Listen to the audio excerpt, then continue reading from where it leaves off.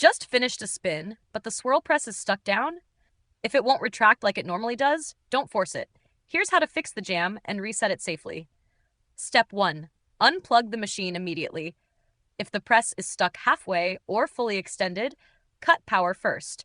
This stops any strain on the motor and prevents further damage. Step 2. Let it sit for 60 seconds, then plug it back in.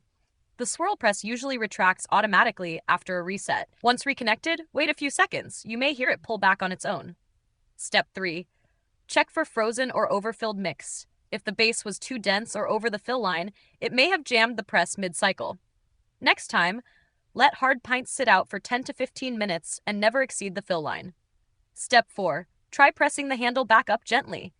If the press is still down, slowly lift the handle. Don't force it. You just want to relieve pressure. Sometimes this helps the internal mechanism reset. Step 5. Clean the swirl press path thoroughly. Sticky residue or hardened mix can block the swirl press track.